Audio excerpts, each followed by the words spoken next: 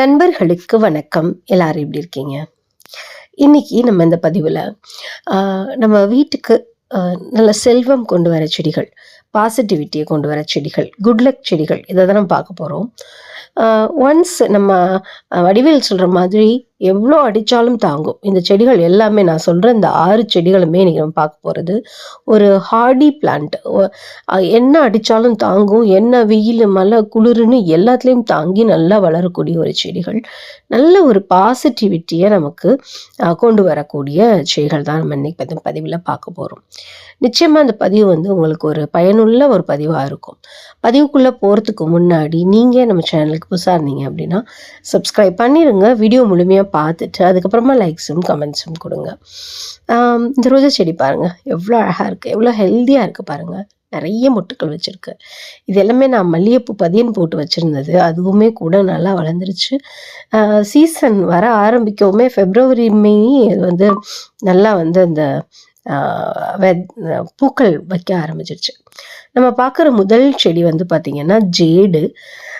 இது தான் ஒரு வீட்டுக்கு நம்ம வீட்டில் நுழையிற இடத்துல யாராவது நம்ம வீட்டுக்கு வர்றாங்க அப்படின்னா அவங்க பார்வை முதல்ல இந்த செடியில் படுற மாதிரியான ஒரு இடத்துல வைக்கணும். கண் திருஷ்டி எல்லாம் இருந்ததுன்னா அது போயிடும். இப்போ நம்மளுமே இந்த செடியை பார்த்துட்டு வெளியே போகும்போதோ இல்லை வெளியே இருந்து நம்ம இந்த செடியை பார்த்துட்டு வீட்டுக்குள்ளே வரும்போது பார்த்திங்கன்னா ஒரு நல்ல ஒரு சகுனத்தை கொடுக்கக்கூடிய ஒரு செடியாக இருக்கும். ஒரு நல்லதை பார்த்துட்டு போகிற மாதிரி இருக்கும் அது. ஸோ உங்களுக்கு போகிற காரியம் எல்லாம் நல்லா நடக்கும் கண்டிப்பாக அந்த செடி நம்ம பார்த்துட்டு போகும்போது. இது தனக்குள்ளே நிறைய தண்ணியை சேவ் பண்ணி வச்சுக்கும். அது பார்த்திங்கன்னா நல்ல ஒரு பணத்தை நம்ம சேவ் பண்ணி வச்சுக்கிறதுக்கான ஒரு ஸ்பென்ட்ரிப்டாக இல்லாமல் நம்ம ஒரு நம்ம வீட்டுக்குள்ளே பணம் வந்தால் அது தங்கணும் இல்லையா, அது தங்குறதுக்கான ஒரு கெப்பாசிட்டி இந்த செடியில் இருக்குது.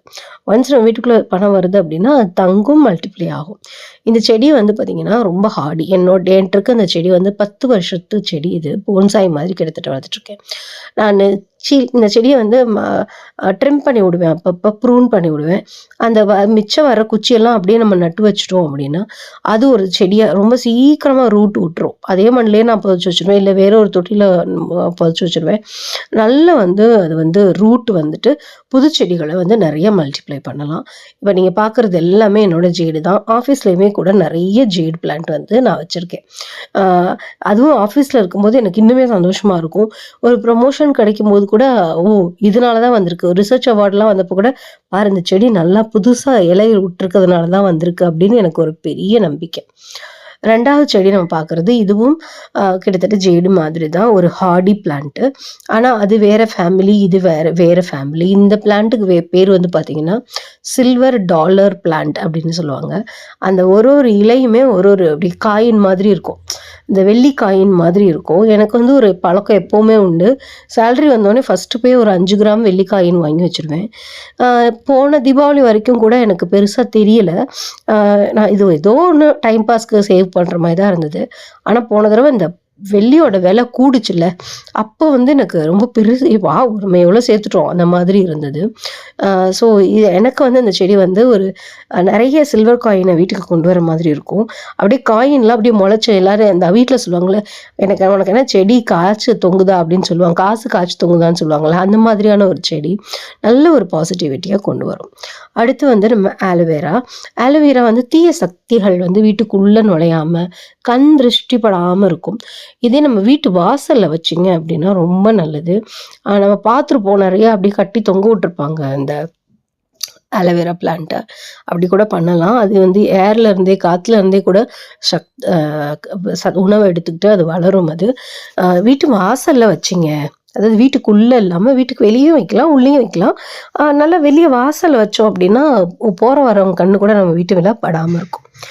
அடுத்து ஒரு நல்ல ஒரு குட் லக் கொண்டு வருது அப்படின்னா மணி பிளான்ட்டில் என்கிட்ட நிறைய வெரைட்டி இருக்குது.